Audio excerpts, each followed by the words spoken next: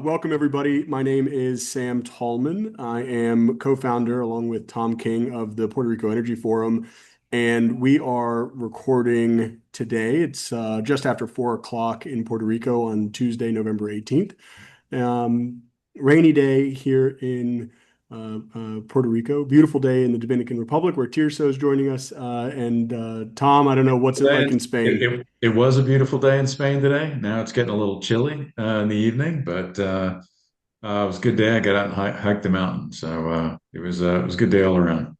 There you go, and hopefully it'll be a beautiful evening. We're joined today. Well, let me get into our guest here in 1 second. Let me just say this episode and the Puerto Rico Energy Forum is brought to you in part by 2G Energy. 2G is an industrial power provider. They work with manufacturers across the island, making sure that they have the utility infrastructure they need to be able to operate continuously, effectively, and at a cost that makes Puerto Rico a competitive place to do business. So we appreciate their support and appreciate what they do on the island.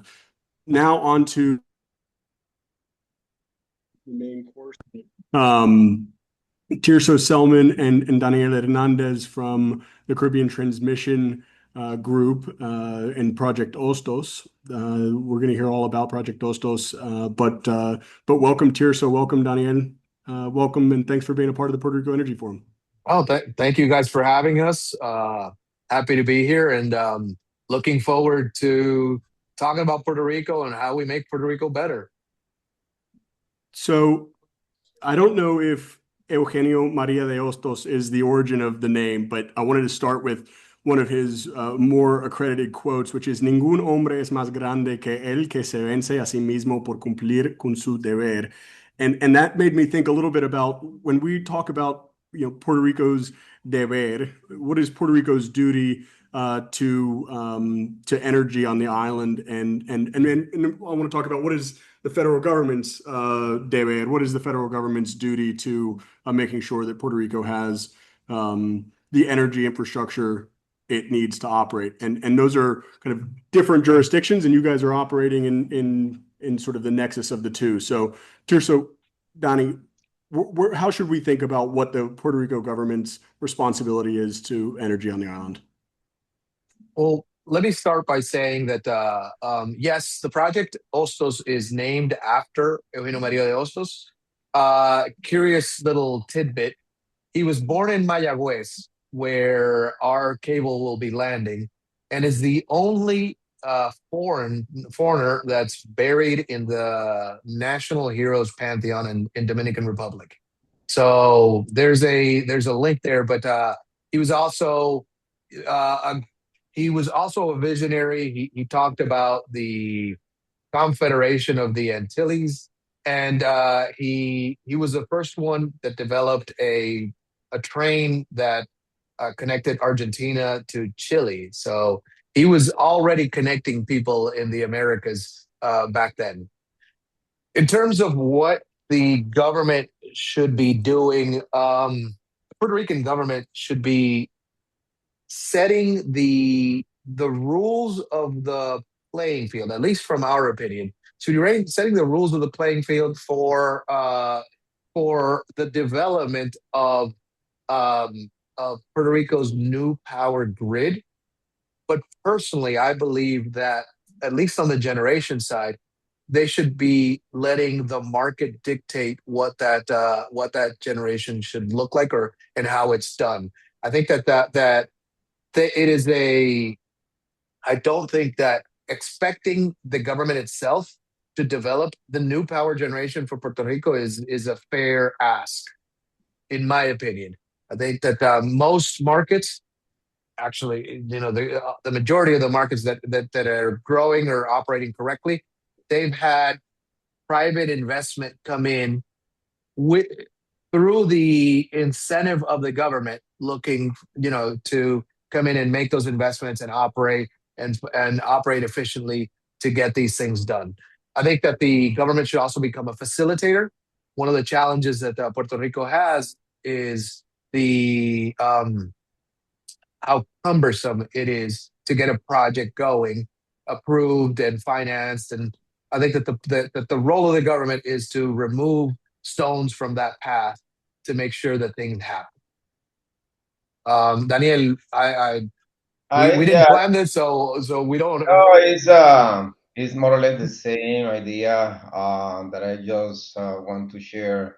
In Puerto Rico, in terms of transformation, there is two areas, or we can say that way: the transmission and distribution transformation will be subject to federal funds mainly.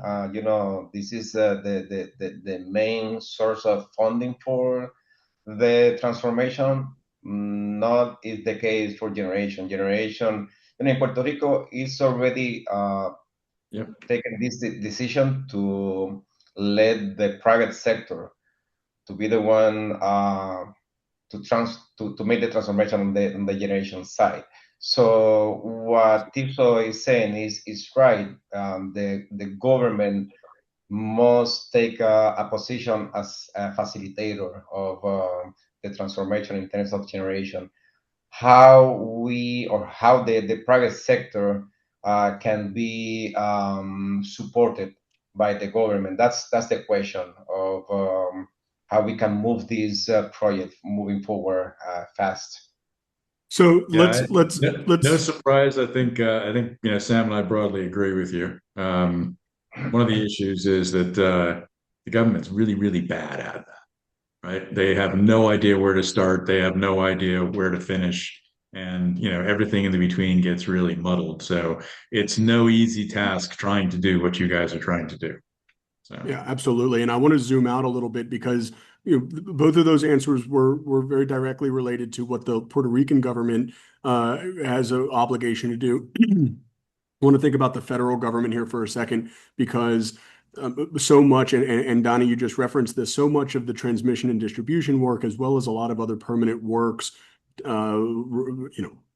both planned and required in Puerto Rico are going to be leveraging federal funds. You guys are not leveraging federal funds, at least for the vast majority of your project, maybe at all. And the federal dollars that are destined for Puerto Rico have been slow to roll out, have a ton of obstacles to get over. Just recently, and we talked about this in the last couple of episodes that we've done, is that FEMA's rescinded $1 billion. There's now a battle with municipalities over if they're charging construction taxes for the works that are going to be federally funded, which makes the projects more expensive and makes the federal dollars go less far, and obviously puts a sour taste in a federal government administration that's already interested in making sure that every dollar invested goes farther and isn't being grabbed up by municipalities that have a challenge economically, and I think we can be sensitive to that, but this is not necessarily the solution there. So thinking about the federal government's role and how they look at Puerto Rico, and then we're going to get directly into Project Hostos, but what is the federal government's responsibility for the island? Well, it's a hard question because it's hard to answer because we know that Puerto Rico's grid is behind significantly in terms of maintenance and upkeep, and upgrading for the situation that we have today. Much even worse for the grid of the future. So, whether the federal government should be responsible for financing that or not it's a tough question.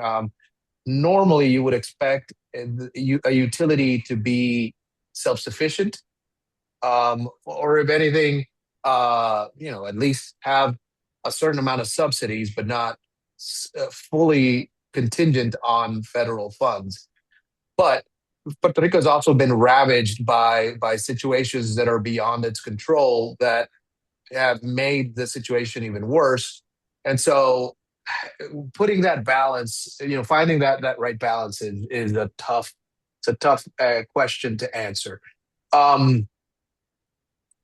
As far as those what you were mentioning regarding funds being allocated and then taken away, and the current administration's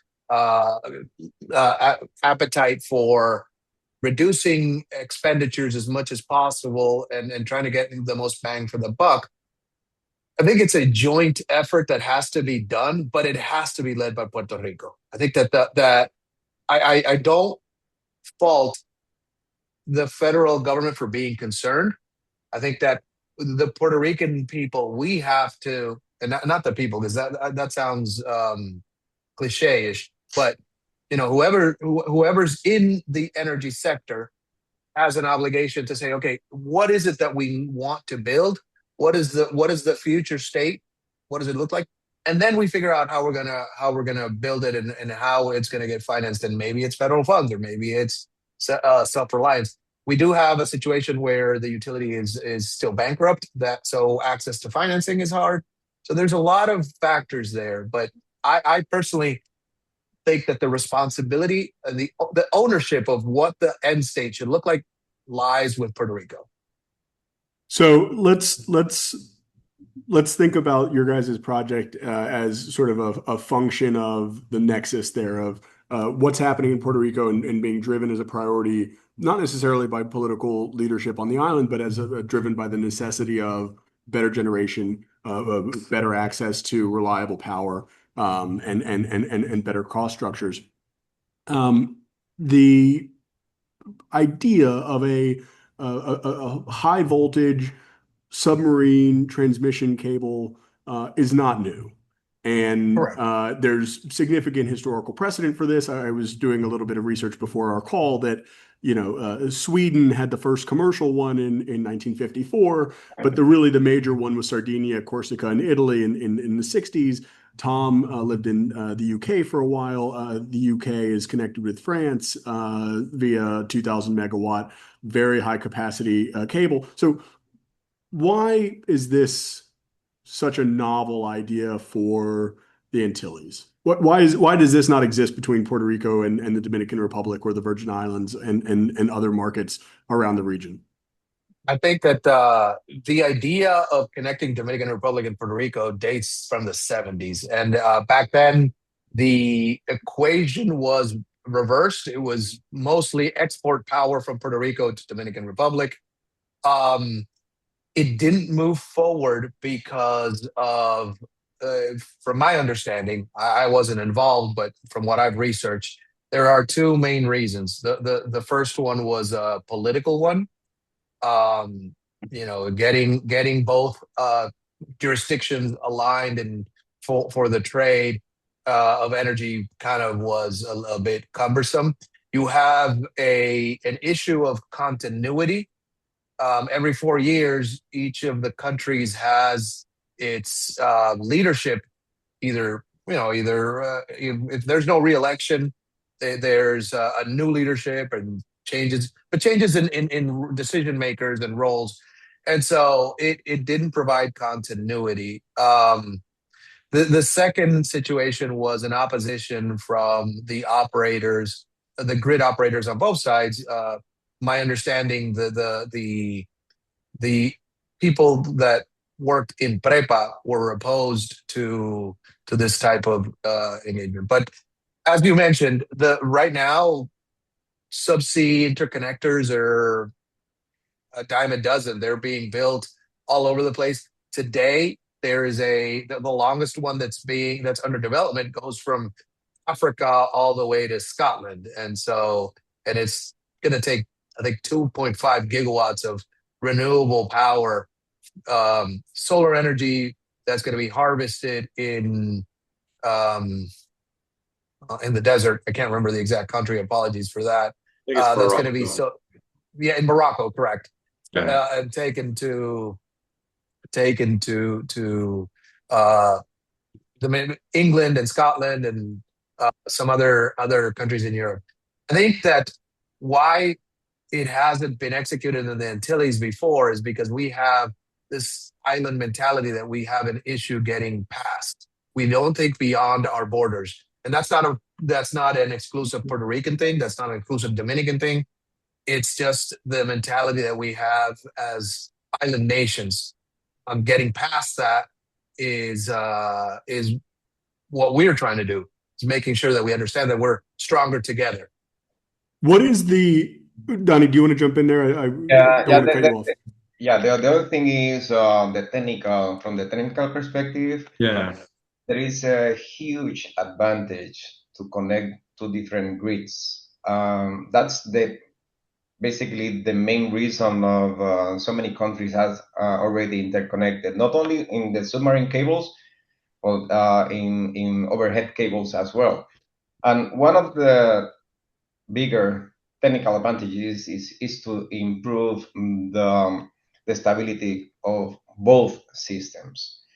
You are increasing when you're just tied to different grids, the inertia from both systems increase as well. What that means, the system is going to be more strained against events in the system. Second, let's take the example of Spain recently in the blackout. You know, how long does take the blackout from Spain just for recovery in less than 24 hours? Potentially Yeah. more than 95% of the customers were back in service.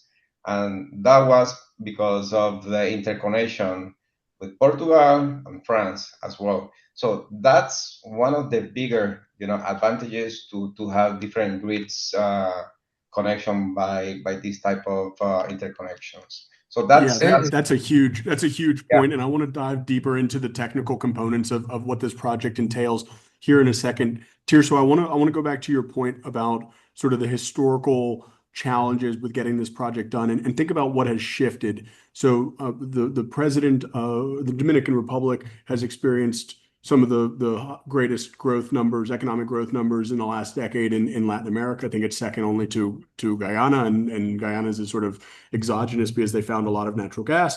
Um, Dr. President Abiy Nader was just reelected by pretty significant margins last year. So you have growth and continuity on the DR side. You have the cycle of one-term governors and significant political changeover, as you alluded to in Puerto Rico. But the where's the driver for this project now, vis-a-vis some of the barriers that made it a harder project to accomplish in the past? Well, I don't think it's a driver. I think it's an element. One of the elements that makes our project feasible is that it is a private endeavor.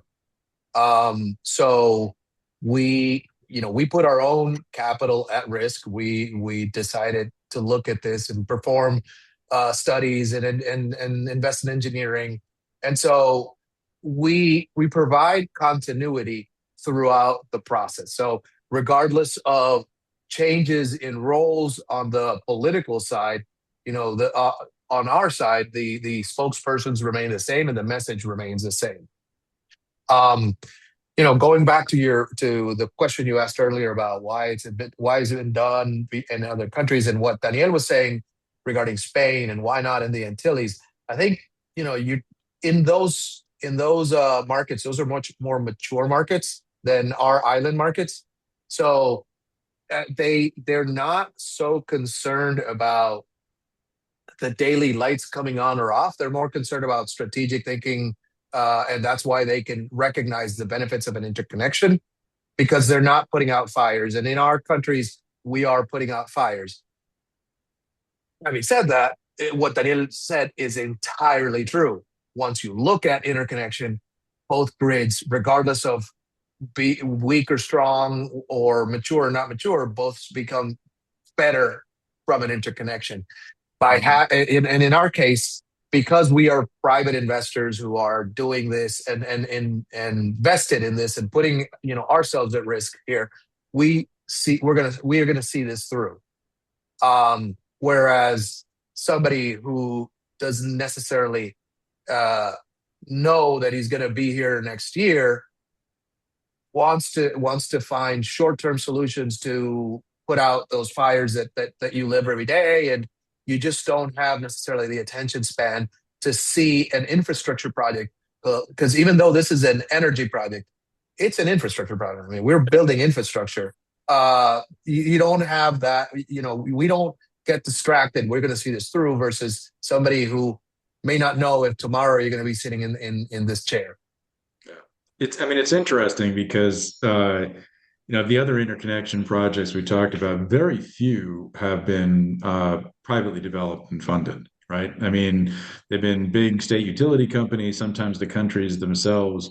And in what you're doing, we've really reverted back to infrastructure ventures in the 19th century, right? Private Yeah. enterprise looking for arbitrage, looking for advantages, making a connection, whether it's, running the first railways from coal yards to ports, we're effectively talking about doing the same thing here.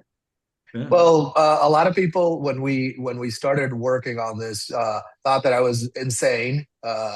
So some of my relatives No, included. you're just Say, really old school. well, no, yeah, we also think that you have to break molds and you have to try different things and take risks in order to make things happen. It's disruption. We're disrupting a normal process. If you look at the transition law in Puerto Rico and how they couldn't think beyond the borders of Puerto Rico, and that's a paradigm. You're locked in. We have to solve this in a way, and this is the state of the art technology that's going to be used, and this is what we're going to do. But the state of the art technology wasn't, was within a paradigm of that limited what Puerto Rico could become and what Dominican Republic could become. And we just came in and said, we're going to challenge that paradigm. You don't have to be landlocked just because you're on an island. And by the way, this is happening all over the world. So we're not reinventing anything. We're just bold enough to try something different. So let's dig into the project itself. There's two different areas or two different pathways, and obviously there's more, but two main pathways. One would be a regulatory, and one would be a technical, right? So what are the regulatory? What's the regulatory checklist to get something like this done? And where are you? And then what's the technical timetable in terms of developing the power generation, developing laying the actual cable, interconnecting it, and starting operations? And feel free to start with either one, and share where you guys are. Yeah, of course. So I think where I want to start is the concept of the project, and then build from there. Because I know that there's a lot of confusion or miscommunication about what the project entails and how it works. Yeah, please. Our project Hostos is a 700 megawatt combined cycle power plant built in Dominican Republic with a 150 kilometer submarine interconnection, HVDC interconnector that will deliver power about 20% of Puerto Rico's energy needs into the Mayagüez substation. The operation will work in two stages. Or the first stage will be an island mode operation or a radial power plant that will be completely isolated from the Dominican grid, but solely dedicated to providing power to Puerto Rico. That'll be the first stage of operations. Second stage will be closing a breaker to fully integrate both grids. But the power plant will be exclusively dedicated to Puerto Rico. So, and I'm bringing that up because it goes to your questions about the regulatory requirements and where we're at. So when we looked at the concept of the project, we thought we're just going to build the interconnector.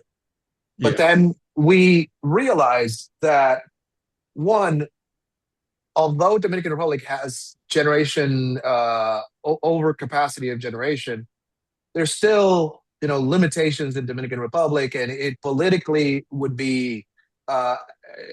not be so.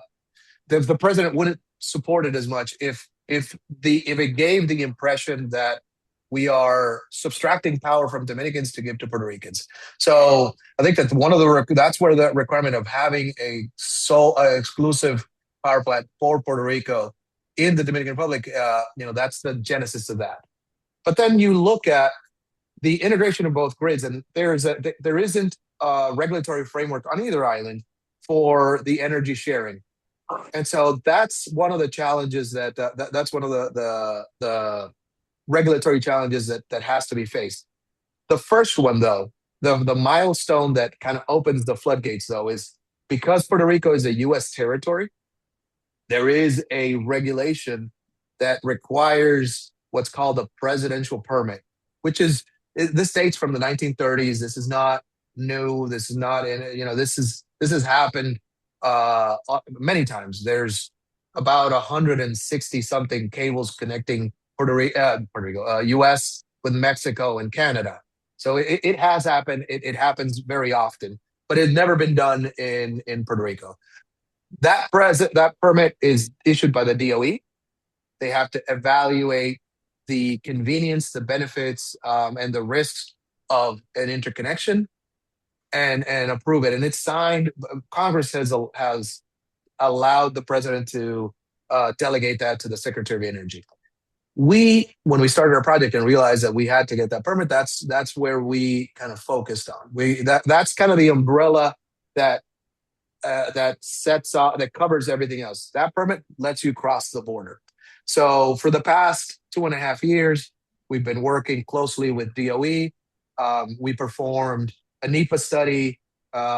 We performed engineering studies. We performed interconnection studies and everything else that the DOE requires to evaluate this type of connection. And I'm happy to say that today we are, I want to say, a month away, if not less, from getting the permit issued. We've completed every requirement that the DOE has requested. We've provided all the studies. We've had 3 public hearings around the cable. We've had open to opinions. We've looked at everything, and now we're ready to get that green light. Once that happens, we move towards construction. So that's the first regulatory kind of toll gate. After we build, then the 2 regulatory agencies, the Dominican agency and the Puerto Rican agency, have to sit down and develop the rules of the road for bidirectional sharing. We'll start initially just providing power from our power plant to Puerto Rico. It's important to understand the benefits of the bidirectional, because Puerto Ricans are so concerned about the lack of generation that they have there, and they don't realize the issue that they're having with curtailment today. And Danny can go into a significant more detail. And I was an engineer at one point. I forgot everything engineering. I just know how to add and subtract and do math. I don't do math. But we have an issue with curtailment that creates instability to the system that would be highly benefited from the bidirectionality of Hostos. And we want that to happen ASAP, but we'll start with just delivering reliable power to Puerto Rico in the first stage. And Danny, I don't know if you want to go a little bit more into that detail. Not only reliable, Tirso, reliable and flexible. Once in Puerto Rico and any grid in the world, that the interconnection of renewables, large scale renewables and the net metering programs has been in service. All these utilities are suffering of the same challenges, with a duck curve, a very difficult duck curve, which is the load curve during the day due to the renewables. So in Puerto Rico, we need any new generation that we need in Puerto Rico must be flexible. What that means that during the noon, the generation must decrease, the conventional generation must decrease to a very, very low minimum, just to allow the renewables provide their own power to all the customers, and then during the afternoon, you need to ramp it up very fast just to recover the load and to provide the service every day. That means we need technology that can do this type of operation.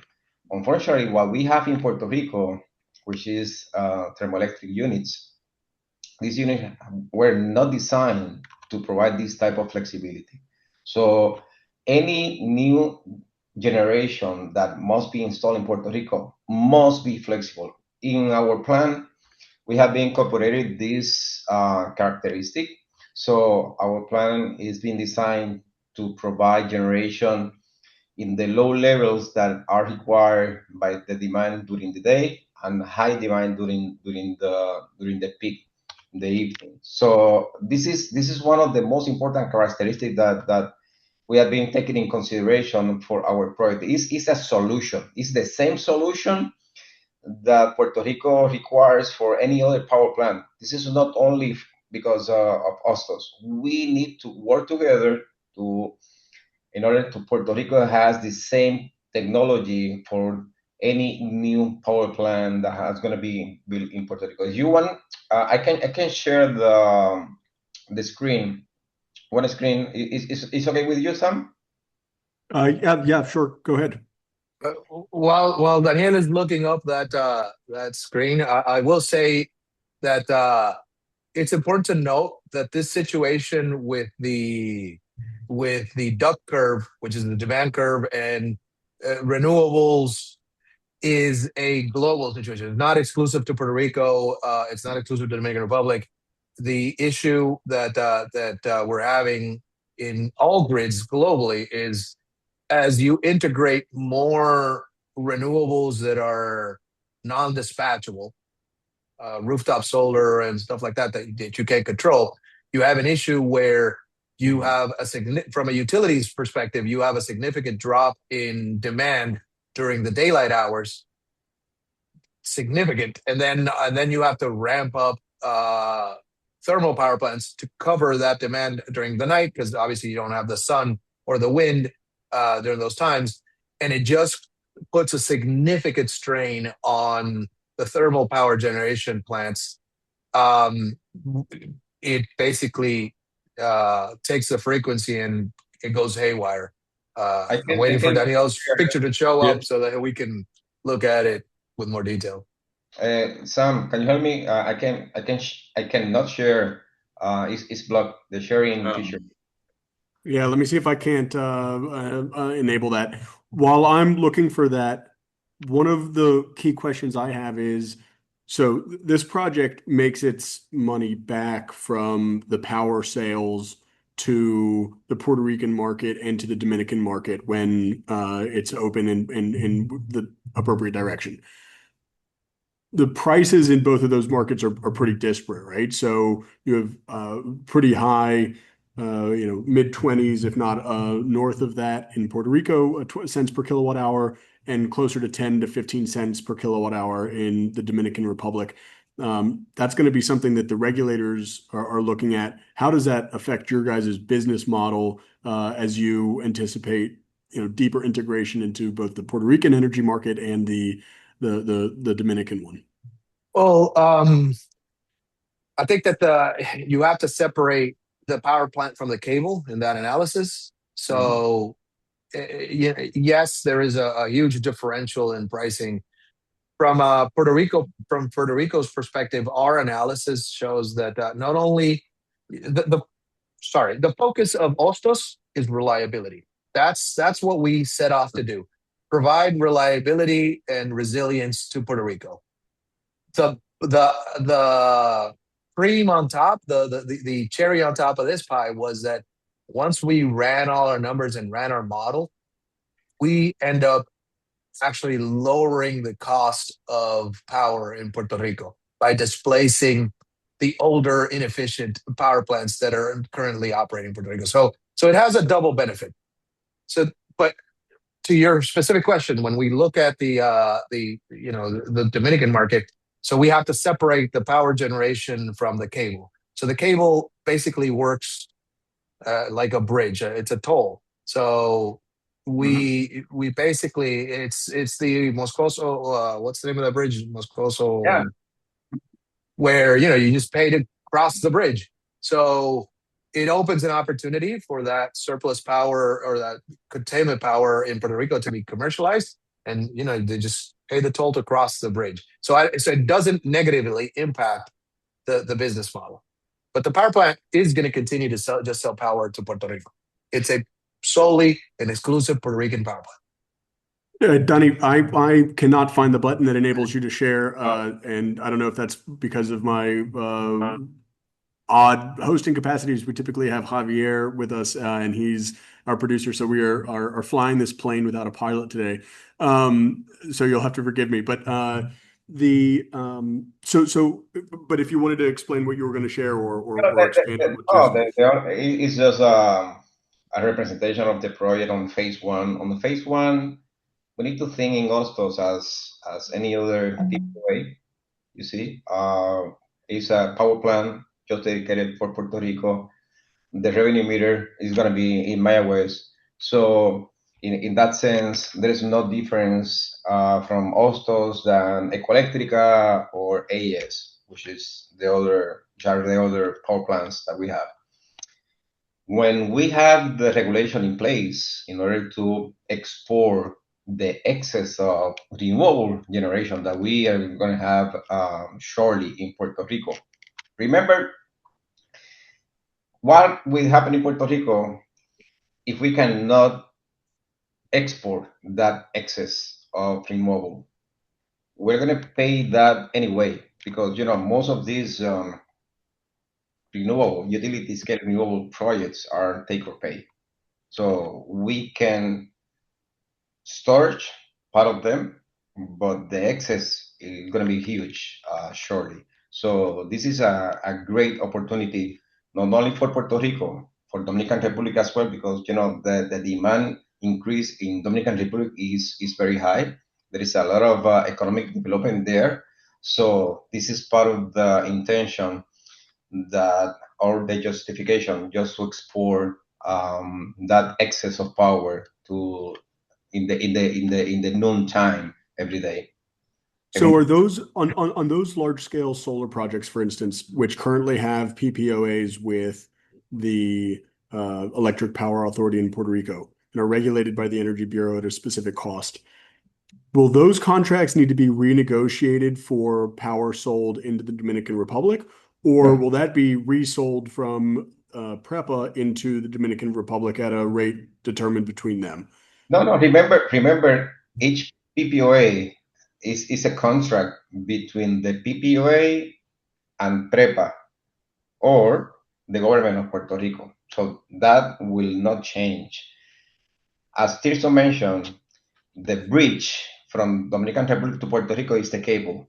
So what the new regulation needs to establish is how much will be the cost to export that generation to Dominican Republic. Is to put like another revenue meter, but in Dominican Republic, and say, okay, this is exactly the rate that we agree between the two government agree to pay, and then that's the high level, the commercial point of view.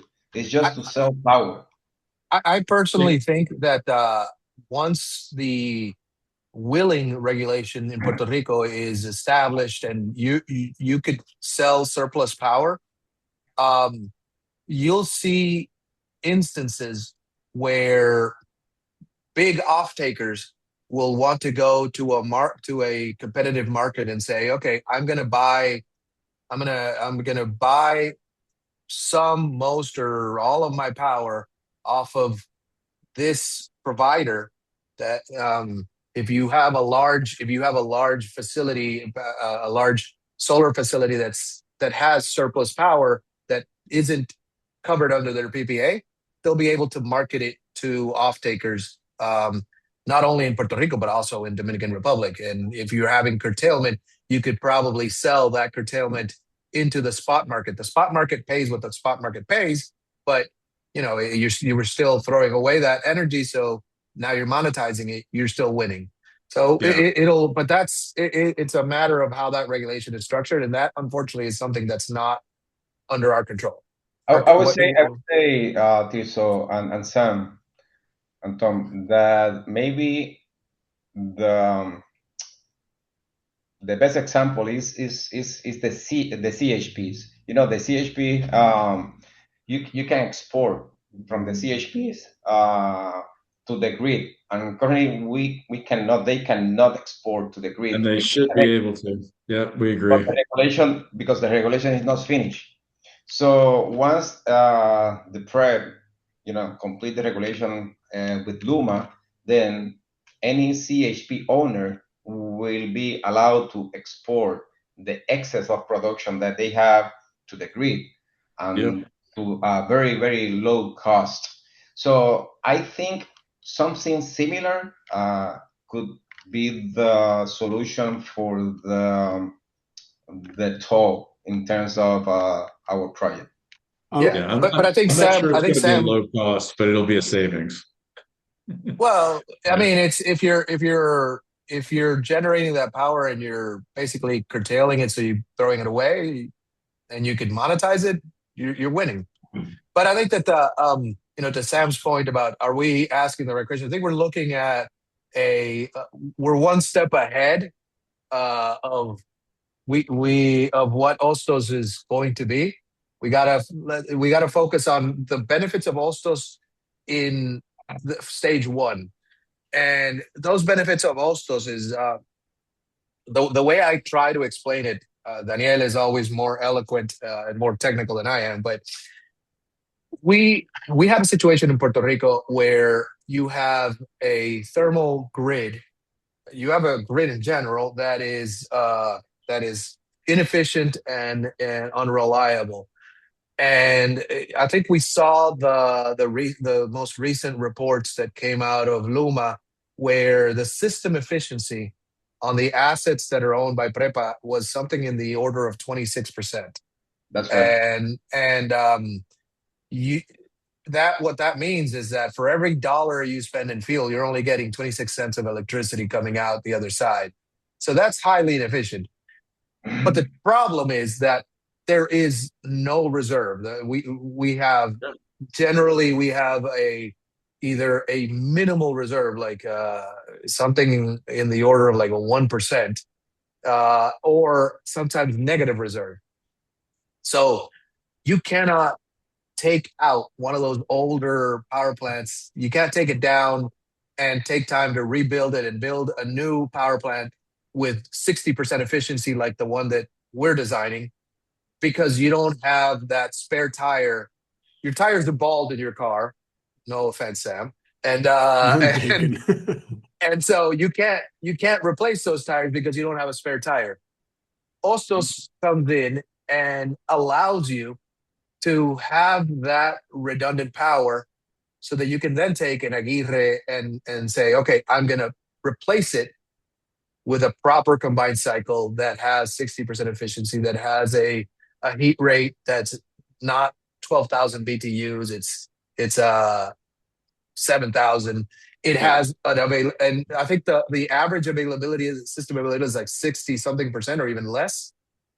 New power plants have north of 95% availability.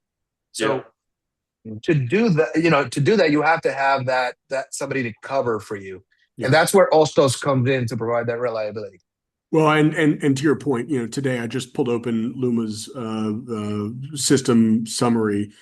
We have 178 megawatts of peak reserve today, which is Woefully small. woefully small, well below industry standards, and today's a cool rainy day, right? It's one of Right. these instances where that should be far greater. So I want to talk about some of the technical details on that, because there's two components of this, perhaps many more, but just the actual laying of the subsea cable, and then the upgrades needed in Mayaguez to be able to receive initial power coming from the plant in where in the Dominican Republic is it going to be? San Pedro de Macorís.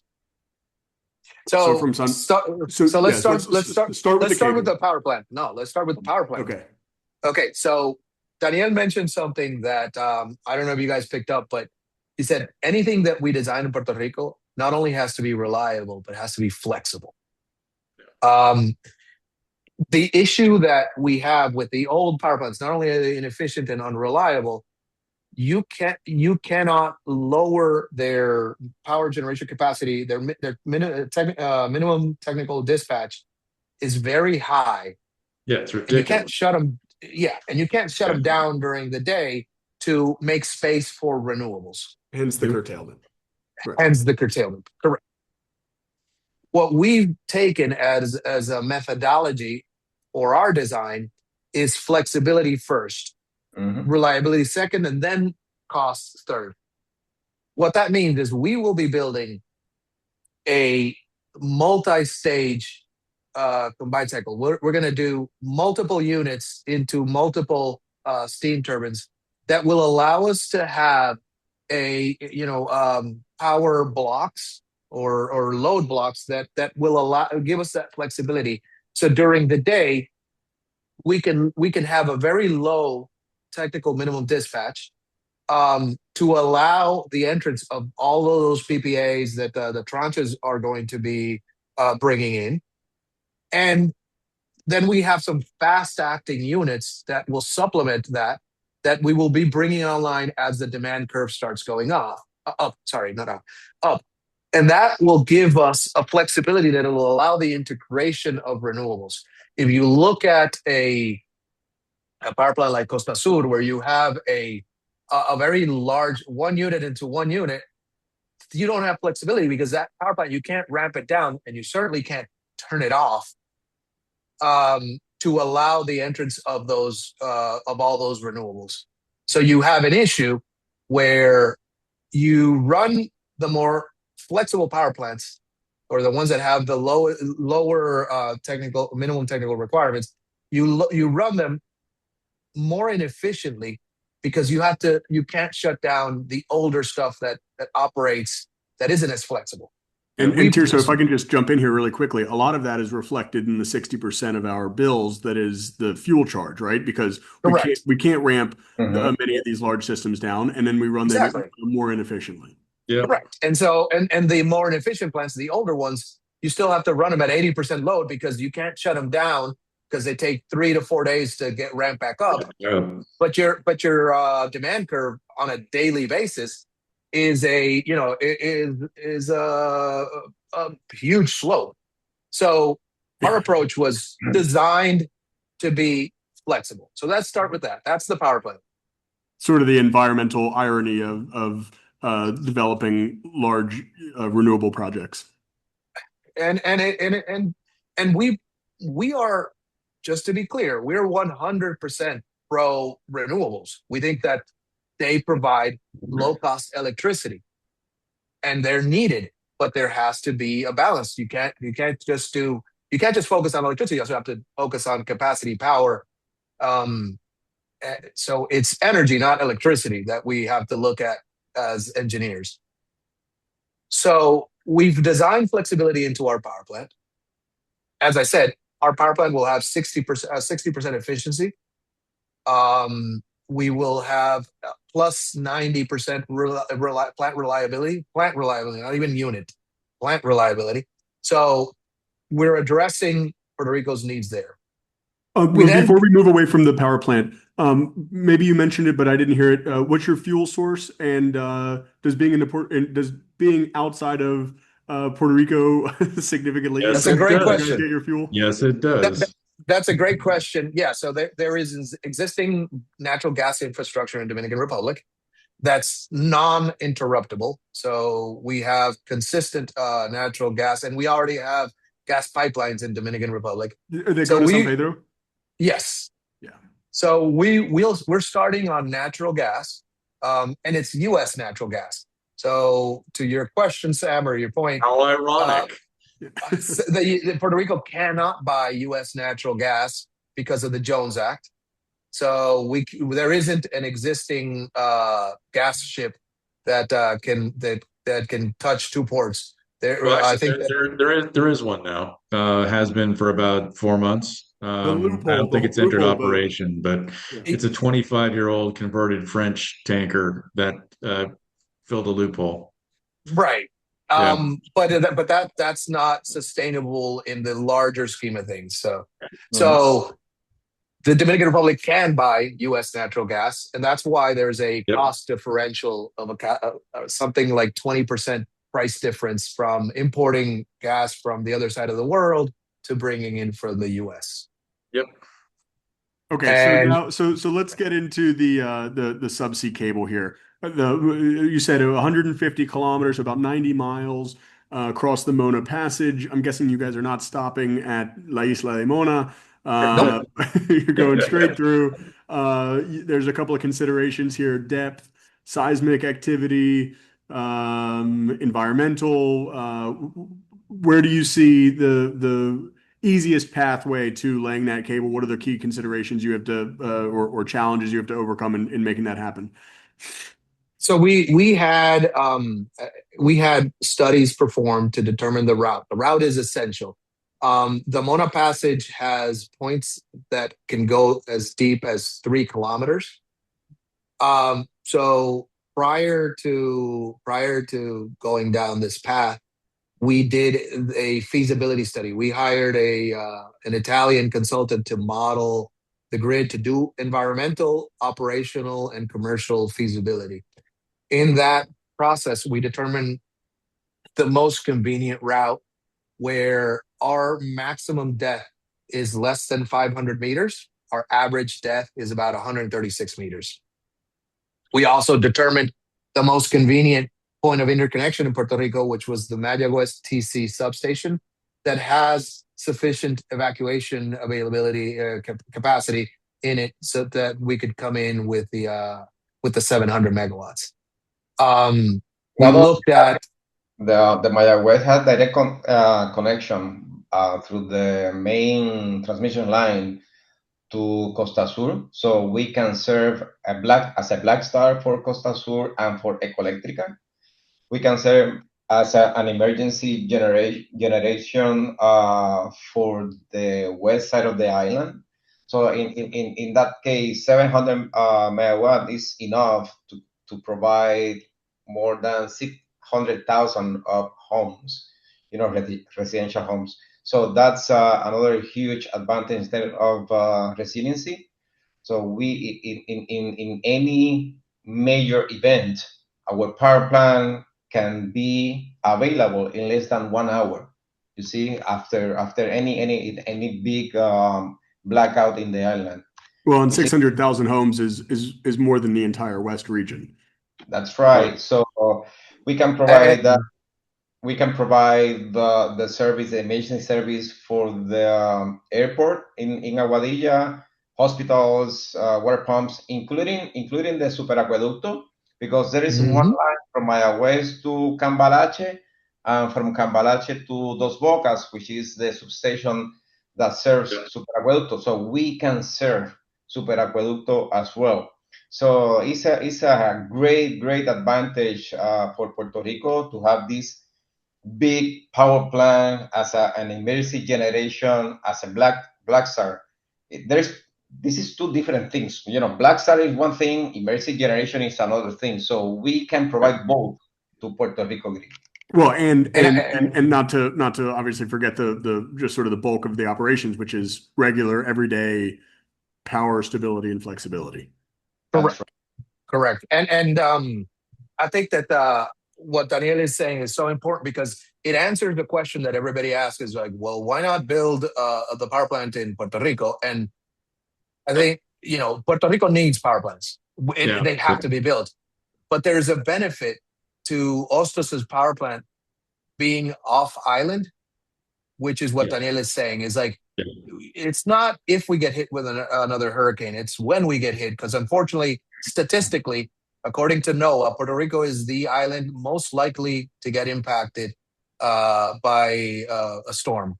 And so having it off island allows us to do that emergency recovery power the super aqueduct, which which is 90 something plus percent of the water in Puerto Rico, powering black starting the existing power plants so that we can recover the system significantly faster. We had a study performed. We had a fault study performed after the December 31st incident. You guys remember we spent a couple of days, I think it was like 3 days without power after New Year's Eve. Yep. And we had an engineering firm perform a study, and in their analysis, the system would have not gone down with if Hostos had been present. We would have restored power back to Puerto Rico in 15 minutes because it was off island, so it would have not been affected by that domino effect that happened when one trip out took out the next one and the next one and the next one. So that's the partial answer to why not build a power plant in Puerto Rico. You got to build power plants in Puerto Rico, but you also need the one offshore. Well, I mean, I would expect with the access to construction workers, materials, deliveries, that the total cost to construct the plant. But never mind the equipment. The equipment's probably going to be roughly about the same, but it's probably 20% less than building that plant in Puerto Rico as well. So it's construction costs, time to construct, and the gas, right? You're saving on all. Here's a little interesting tidbit. One of our partners and our board members signed a PPA in 2024. Yeah. Just about the same time that the PPA, the last PPA that was signed in Puerto Rico. Today, that power plant is at 70% completion. It's scheduled to COD 4 months early next year. This is in the Dominican Republic.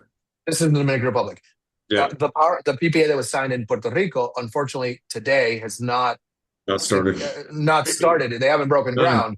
Yep. And that's an unfortunate reality of where we live that we have to face. So Hostos I predict, will be one of the earliest new generations in Puerto Rico in the next couple of years. I think that point can't be understated here because there are obvious strategic benefits, cost benefits to doing the power generation side of this project in the Dominican Republic. But there's also obvious reasons to not do it in Puerto Rico. And I think that is in many ways, maybe indictment is too strong of language, but it really highlights the failure of Puerto Rico to develop new generation in the last 25 years. And to a quote from a previous episode that we did with the Chief Strategy Officer of Invest Puerto Rico and an economic development organization that routinely rings in my head is there's no such thing as a low energy, high income economy. And so the Dominican Republic is growing quickly. It wants to build new generation. It wants to facilitate that type of project. And Puerto Rico seems less dedicated to long-term growth and has not implemented the type of generation projects that it needs to actually achieve the economic growth that the island is so desperately in need of. Go back. But it's critical. Tirso started. Yeah, I mean, they just haven't done anything to facilitate, the improvement, the inclusion. In fact, just the opposite, right? They rode the system down on a political wave of, let's buy off the people, issue debt, subsidize the payments, not invest in things, not make the thing, let's go and not prepare for the future, not figure out what it is we need to do to attract capital, to set the guardrails and the rules of the road. I mean, you started in the perfect position. They have failed to do that, for 40 years, and they have failed even further since the hurricane. Yeah, but let me tell you this, Tom. It's important to note that Hostos is not a replacement of building power in Puerto Rico. Hostos is a complement, and that's one of the things that we have. We have struggled getting it through people's minds is that it's not build Hostos or build power plants in Puerto Rico. We have to It's- build both. power plants. You have to build them both. You need the Both. power plants in Puerto Rico and you need the interconnection. There are Yeah. significant benefits to having the interconnection, Well, Well, even you'd as still you be build the talking power about- plants. You'd still be It's talking also- about doing this if there was plenty of power, Exactly. in Puerto Rico and the Dominican Republic. Just looking at the balancing and the duck curves and the different things, it makes sense to put it together to have greater stability over the broader things. Yeah, you also, might there's be something nicer on just price, strict. but, yeah. There's also something just strictly mathematical about it. We Yeah. need to replace 3,000 to 3,500 to 4,000 megawatts of existing generation in Puerto Rico, and 700 megawatts goes a long way, as you said, Yeah. Tirso, to Over the next complement. 20 years. But it is Yeah, well, perhaps a fifth of less. what ultimately Yeah. needs to be built in Puerto Rico as the fleet only gets older. I know that we're coming up on the hour here, so I want to just close with a couple of lines of questioning. Finishing on the receiving end of this project in Puerto Rico, what technical upgrades need to take place to prepare Mayagüez for the injection of 700 megawatts of power, if any? What type of coordination, Donnie, with Luma is there to raise that priority on their list of infinitely long priorities? How do we make sure that landing station is ready for this project? Different upgrades that needs to be done in Mayagüez and in the grid. In Mayagüez is the same interconnection as any other new generation facility, same as any other utility scale renewable or conventional generation. You need to expand the substation to allow the physical interconnection and to provide, the revenue meters and all the requirements that Luma include in the point of interconnection. It's nothing that has not been done before. Is exactly the same. The other portion is, some upgrades such as increased capacity in some lines, transmission lines, to allow under certain scenarios to avoid the overload in some lines. So that's why they are requesting us potentially to increase capacity in some transmission lines. Something that is nothing different than any other requirement from any other new project that are going to be built and connected in Puerto Rico. But let me give you another point of view. Puerto Rico needs generation not only for one reason, it's two reasons. We need to replace the current thermoelectric fleet because the technology is not good for the system. It's not what we need in Puerto Rico anymore because the efficiency issues and then the lack of flexibility. But we need additional capacity. So if you apply the best industry practices in Puerto Rico, we should have 5,500 megawatts of capacity.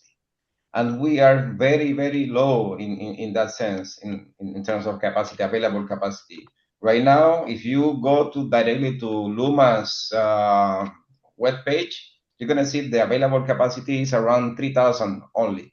You see, for a peak demand of close 3,300, you need to have different reserves, operational reserve for maintenance, program maintenance, and reserve for other non-program situation in the grid. So we need two different needs to add, this huge amount of capacity. So Hostos is a solution for Puerto Rico, but it's only part of the solution. Yeah. The government needs to see itself as a facilitator in order to help, these different projects as Energisa and the other projects that have been already published. I want to service in the next couple of years. I want to close with bringing something up that Tirso mentioned a moment or earlier in our conversation, which is islands have, in many ways, an insular perspective, quite literally, right? And think of themselves as sort of the center of activity. Tom and I were talking about this. I'm originally from East Tennessee, and one of the things that the University of Tennessee has done remarkably well is connect Tullahoma, which is a small community in South Central Tennessee, as the workforce center for Huntsville, Alabama, is it's just on the Tennessee side of Huntsville, because they're able to see each other across the state line and say, I can't be the next Huntsville, but I can complement the economic growth that I'm seeing right next door. Puerto Rico, I think, has a hard time doing that because it doesn't have direct neighbors. It's not clear if we compete more closely against other Caribbean or Latin American economies or U.S. jurisdictions, and sometimes one, sometimes the other, sometimes neither, in that sense. And so I want to dive a little bit into how does this strengthen broader economic ties between Puerto Rico and the Dominican Republic? What type of bilateral relationship should Puerto Rico be leveraging Project Hostos to create between the other large, well, and it's only 90 miles away, but the other large developing economy in the region? I think that those actions are ongoing. They've been started where there's been a contact between the Dominican government and the Puerto Rico government to start collaborating. I think that those need to be sped up. We need to prioritize those collaborations. Historically, because of mass migration from DR to Puerto Rico, there is some resistance to working with the Dominican side. But as leaders, as business people, as as Latins or human beings, whatever you want to call it, we have to get past that and just understand that collaboration is where the benefit lies. We cannot grow as an economy, as a people, in isolation. I think that's well understood. We just have to get going, be in the business of getting things done. That's it. And there, there's I from my end, I'll give you a little technical trivia that is also interesting for the Puerto Rico developers to also support the interconnection. Because of the sun going from east to west, if you interconnect a solar power plants in Puerto Rico and in Dominican Republic, you gain an extra hour of power between the two islands. So when you multiply that, if you have 100 megawatt solar farm in Puerto Rico and 100 megawatt solar farm, an extra hour of 200 megawatts is a significant chunk of energy. It's a significant amount of money. I think if people realize that, they'll be more receptive to it. And there's other benefits that we're not enumerating here. Anyway, but we just got to get on with getting on. The final question that I have is, what's the timeline here? So you mentioned the presidential permit. I can only imagine having the federal government shutdown did you guys no favors in terms of accelerating that. But as I was joking with Danielle on the phone the other day, there's not much left to do but doing it. And so once you guys get the presidential permit, what's the timeline to break ground on generation, break ground on subsea cable laying, break ground on some of these upgrades on the Mayaguez side, and entering operations? So we were very fortunate to gain the interest of Siemens Energy, who decided to become a co-developer partner, technology partner, and investor into Project Hostos. We have 4 pillars of risk that we have to overcome. The first one being the presidential permit. The second one is, given the status of supply chain globally, what delays anything is the availability of equipment. So by having Siemens Energy join us and partner with us, it gives us a preferential position in terms of getting.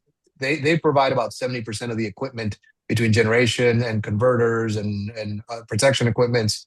So Yeah, they're that huge in HVAC, so correct. that definitely helps. Yeah.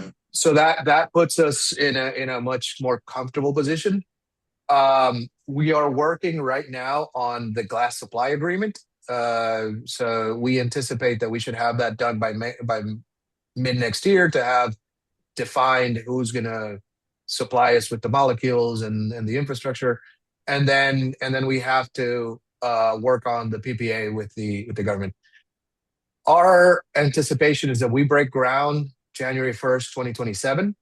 The manufacturing slots that we are securing because of that condition in supply chain globally has us in 28 and 29 getting those manufacturing slots available. So that would put us a COD testing mid 2030 with an actual COD date, commercial date of start the actual operation of the contract January 1st, 2031. We are obviously trying to cut that and reduce that as much as we can. It takes time, money, and more importantly, it takes willingness to work with us from the authorities and the people who have to sign off on our project. If we can, the sooner we can get at least the presidential permit and the PPA done, the sooner we can break ground. So a couple of things. When does FERC get involved? FERC does not get involved because FERC regulates fuel. Yeah, but FERC also regulates interstate connections and intercountry connections. And so I thought one of the reasons that you put the meter on the Puerto Rico side would be to avoid having FERC get involved in the first phase. No, so FERC regulates interstate commerce, not international. So because Dominican Republic is not a state, it doesn't FERC doesn't apply. No, we've checked this a million times. I guarantee you, Tom. Any excuse to get FERC involved in Puerto Rico is a good thing. But in any event, yeah, getting the interconnection and other stuff agreed across that. Anyway, it doesn't really matter. Yeah, so for all intents and purposes, meter on the Puerto Rico side. Clearly, when you expand that and get the interconnection, that goes back to the power plant because you need to measure what you're putting through both ways at that point. Yeah, we have to have commercial metering on both sides, but for the sake of the PPA, because of the regulations in Puerto Rico, they cannot recognize a privately owned transmission line. So the way that the regulation sees us is as a power generator. So that's why the metering is in the Mayagüez substation. They see us as a black box. So your intent is effectively changed. Yeah, your intent is long term. You're not going to be breaking this up. You're effectively going to have to be the principal piggy in the middle the whole time, right? So you'll be taking power and selling it into the market in, Puerto Rico sells you power, you sell power into Dominican Republic, right? And you're taking something out of everything and doing otherwise, right? Because we don't otherwise so that answer I don't have right now. I think that's going to be contingent on how the intercountry regulation gets established. We're happy with just being the bridge in the middle with for bidirectionality purposes, but we're starting with the island mode operation and providing the power into Puerto Rico. Eventually, we want to open up the market. We want Puerto Rico producers to be able to sell their power in Dominican Republic, and Puerto Rico consumers to buy power off of Dominican producers, and either way. But that one's not on us, so I can't. That's not a decision that we make. Right. We'll kind of play that one by ear, but that's a long-term strategy. So speaking of long-term Yeah. strategy, do you see this as setting a precedent for not only additional lines being laid between the Dominican Republic and Puerto Rico, but also farther west and also farther east from Puerto Rico, from Fajardo to the VI and into the rest of the Lesser Antilles? And not Personally, necessarily by you all, but just in general of opening up a trans-Antillean transmission network.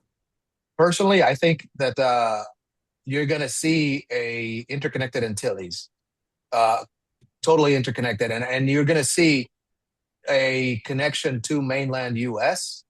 once that is done. You can't build the connection to mainland U.S. unless you have demand, because of the costs are prohibitive. So you have to have significant demand. You have to have economies of scale. The only way to do that is to connect all of the islands, and then you can market it. And there'll be there's going to be an international open market providing power. That's where I see it. That's the long-term vision of where it's going to end up at. So this is my last question is, are you guys going to take control of timing and supply chain for the grid upgrades that need to happen in Puerto Rico in order for your thing to go forward? Because right now I see that as the biggest risk for you in terms of timing and execution. I believe we are, and that's that. At least the substation upgrades, we're definitely doing those, and we're definitely going to push to do, the network upgrades. How that gets allocated in terms of cost and stuff like that, we still have to figure that out with the Puerto Rican government, but I believe we will. Daniel, what do you think? Yeah, I think that is the best approach. If we can take Absolutely. control Yeah. of the upgrades, that's the best driver for the project. The Yeah. owner taking responsibility for the upgrades is a Yeah, win. because I mean, I could see you like them saying we're going to get this stuff done, we're going to do whatever, etc. You break ground, you close on your financing, and then they don't hit a milestone. Then suddenly you're in technical default with your lenders because something that you don't control, isn't happening on time, and everything just starts backing up. So yeah, I mean, you got to have some direct control of that in this case, because it's not a first of all, right now you have a party that's in bankruptcy that has to be out by then. But there's still not belief anywhere that they have the money to manage that they have the resources. As long as Luma is still there, yes, you can get the key people to make things happen, provided there's money, and there's money now, not money later, to make things happen. So yeah, I see that right now as kind of the biggest. You got to take control of that, because I think you did a great job of anything else. And we want to comply with the requirements, the point of interconnection requirements. We need to Yeah, comply as any other proponent. The difference is, our approach is let us do the improvements. If they yeah, want, in this case, if Luma wants to oversee or supervise the construction, they of are course. welcome, you see. But this is the best way to build our facility by Okay. ourselves. All right, I think we will leave it there. I recommend everybody to follow the Caribbean Transmission Development Co. on LinkedIn, to follow their work and follow announcements. Tirso, Selman, Daniel Hernandez, thank you both for being a part of the Puerto Rico Energy Forum and for a great conversation. Thank you guys for the invitation, and we're available whenever you need us. Thank you for hosting us. Absolutely. Fantastic. Thanks a lot, guys. Take care, Cheers, everyone. guys. Everything. Cheers. Bye bye.